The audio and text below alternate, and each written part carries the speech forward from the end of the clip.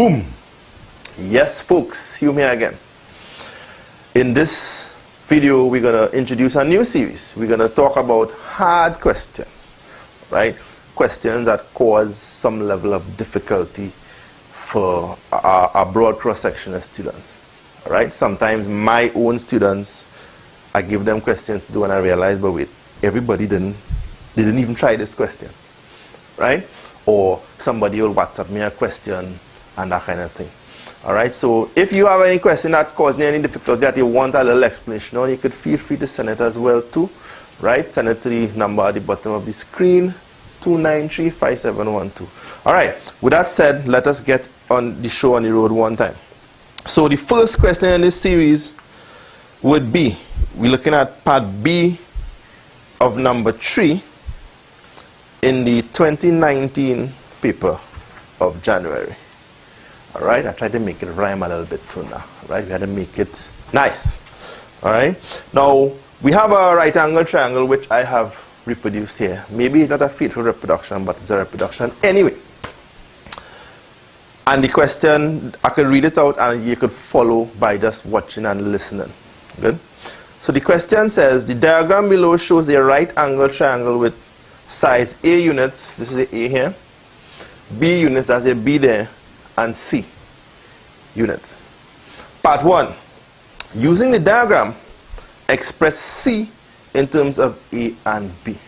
Alright, now let me talk a little bit. At this level, at the level of CSEC, Form 4, Form 5, right? Anytime you see a right angle, two things are supposed to come to your mind. One is Pythagoras theorem, and 2 is your trigonometric ratios, your sine, your cosine, and your tangent. All right? Once you start with that as your first thought, then everything else would follow. So there are some questions where they will give you the right angle triangle and they will directly tell you use Pythagoras theorem, or they might say hypotenuse. So for example, they might have said write an expression for the length of the side C. Now maybe if they had said that, people would have caught on a little faster, because the Pythagoras theorem directly addresses the length of each side of a right angle triangle. But because they left out the word length, because they didn't make any direct reference to hypotenuse or to Pythagoras theorem, people will read this and say, okay, they treat it like if it's some abstract thing in the middle of space hanging somewhere, right? So this is where you have to get accustomed to the language, right? Language is a big part of mathematics, a big part of mathematics. And that is the advantage you will have if you do a lot of questions to practice. You start to get accustomed to the language that examiners use, right? Sometimes they will say things directly, and sometimes they would kind of hint it, right, by innuendo. Much like we do in daily life, we don't always say things straight up. Sometimes we give them a little hint, and it's up to the other person that we're speaking to catch it. Maths exams and maths questions could be just like that too. So they say express C in terms of A and B. Well, if they ask you to express C in terms of A and B, where C, A and B all represents the lengths of a right angle triangle, the only possible thing that they could be talking about there would be Pythagoras theorem, right? You also have to address the context. Now, in a different context, expressing C in terms of A and B could mean something different. But in this context, where we're talking about a right angle triangle, it has to be Pythagoras theorem and nothing else. So in other words, you have to consider the context of the question that you're doing as well. Don't just look at it separately as some abstract thing. Oh, C in terms of A and B. The context, right angle triangle, Pythagoras theorem, trigonometric ratios, and we move on from there. Alright? So, we know from Pythagoras theorem, and this is where your knowledge would come in now. At this point in the question, you either know it or you don't know it. And if you don't know it, you have a problem. What's the word I want to use? The agonizing aspect of some of these questions is that sometimes people have the knowledge, But the gap between reading the question and getting to the point where they could use the knowledge is where a lot of people get lost. So a lot of people who could rattle off Pythagoras' theorem by heart, because they would have either given up because the question wasn't something that they were familiar with, or maybe they genuinely didn't understand it. They missed the opportunity to demonstrate the knowledge of Pythagoras' theorem. Alright? So we know that Pythagoras' theorem states that the square of the hypotenuse, c squared, c being the hypotenuse being the longest side, the hypotenuse also being the side opposite to the right angle. The square of the hypotenuse is equal to the sum of the squares of the other two sides. The sum of the squares of the other two sides for one mark. Good? Fair enough. So let us continue. Now, the things how to get nice. Write in terms of A, B, and C an expression for sine theta and cosine theta. So here is where your knowledge of trigonometric ratios comes in. Now at this point, most Form 5 students, they see sine theta and they see cosine theta, and here where they go. SOHCAHTOA. Alright, what does SOHCAHTOA mean? It's not a song, it's not a dance, it's not music. Right? And this is where you want to make use of the formula sheet on the very first page of the exam paper. Strangely enough, this formula sheet, a lot of people don't even use it. Right? And we have to actually spend time encouraging people to eat the food that's on the plate right in front of you before you go looking for food somewhere else. Right? You have the formula sheet, use it now. Right? And one of the sets of formulae that are on this sheet would be your trigonometric ratios. So you have your hypotenuse, your sine theta, opposite side over your hypotenuse. Your cosine, adjacent side over the hypotenuse. Your tangent is the opposite side over the adjacent side. So in other words, SOHCAHTOA is not some abstract concept in a vacuum that the teacher just give you. Maybe some teacher just give it like that. But it means something, right? And we have the tools to find it and to work it. Alright? So SOHCAHTOA, they ask for sine and cosine, right? So let me just delve with the SOHCAHTOA a little bit. Alright? We know that SOHCAHTOA, right? Opposite over hypotenuse. Sine. Cosine, adjacent over hypotenuse. Now, the question is begged therefore. Opposite to what? Adjacent to what? Again, you see where the language enters the picture, right? So you don't want to just learn these formulae as abstract things in a vacuum somewhere, right? You have to be really detailed in terms of your understanding of it from the foundation. So when we refer to the opposite side in a right angle triangle, and we refer to the adjacent side in a right angle triangle, we have to ask the question, adjacent to what and opposite to what? And let us go even further now. With the meaning of the word adjacent, we know what opposite is. We have an intuitive grasp of what the word opposite means. So if we say opposite to something, well, we know, well, all right, opposite to something. But adjacent is a word that we're not as familiar with a lot of people, right? So at that point, I think is where a lot of people get lost, simply because they don't understand the meaning of the word adjacent, right?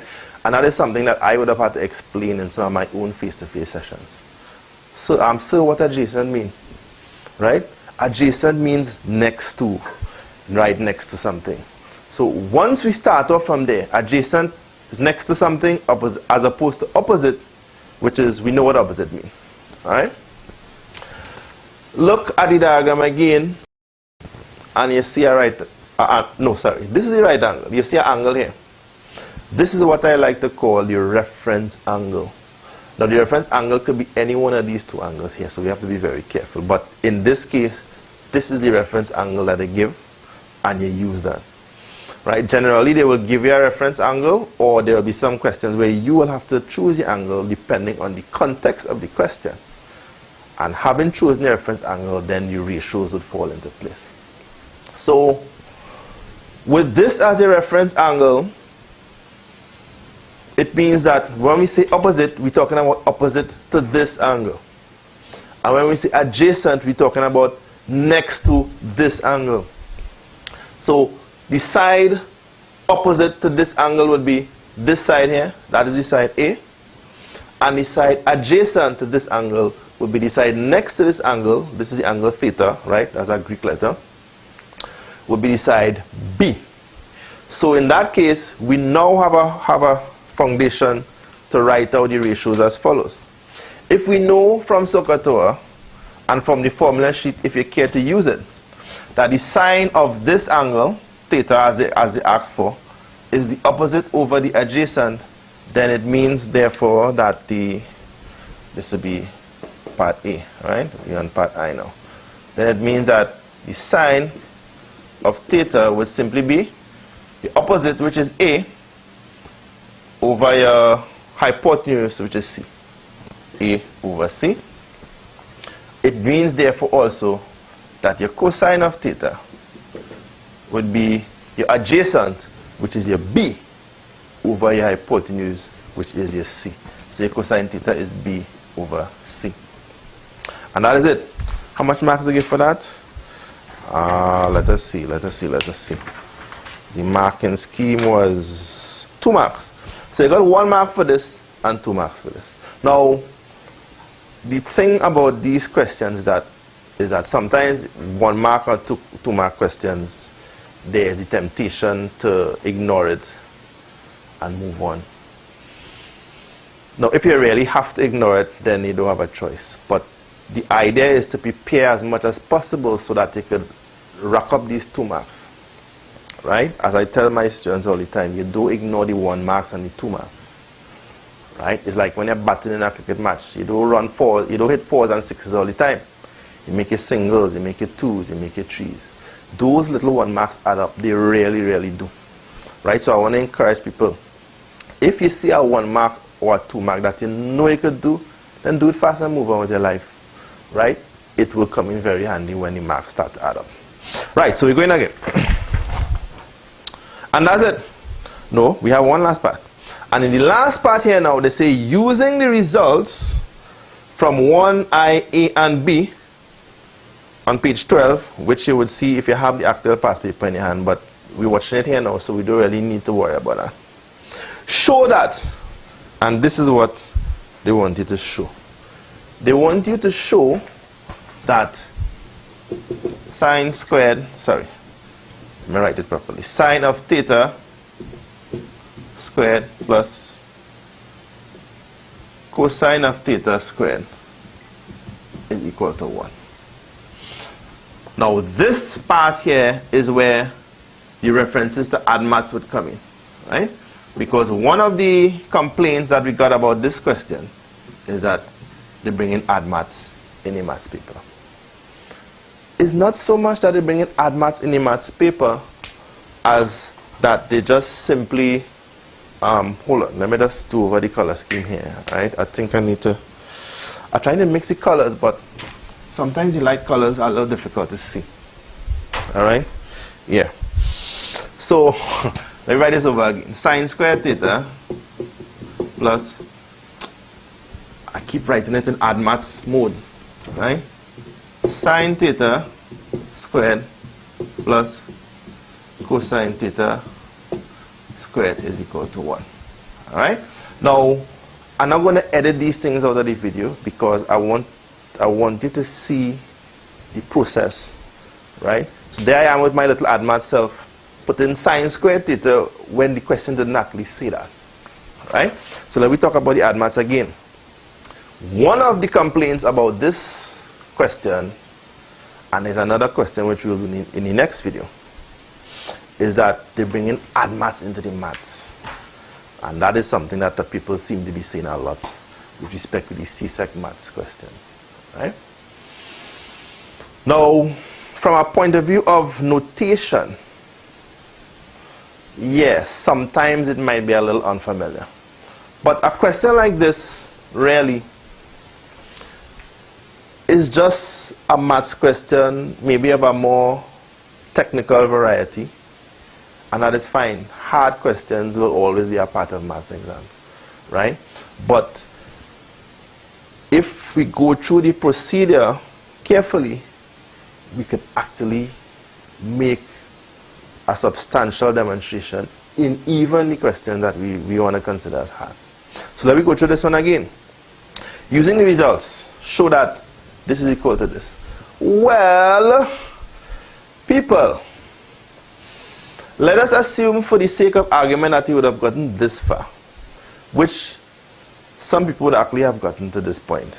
But then, for some reason, they're not able to jump from here to here. Right? So watch and pick up. Excuse. If they ask you to show that sine theta squared plus cosine theta squared is equal to 1, they ask you to show that. So in other words, you already know where you're going to end up. You just have to go through a particular procedure to end up there. And you have to show them the procedure. You have to demonstrate the procedure. Alright? We start off with sine theta. Alright? Sine theta, we already worked out over here as being equal to A over C. Alright? So I'm just changing the color scheme here a little bit now. So A over C, and we put that squared, plus B over C squared. Now, what some people do, they'll write this and then just put equal to 1 and they run off with that. No, you cannot do that.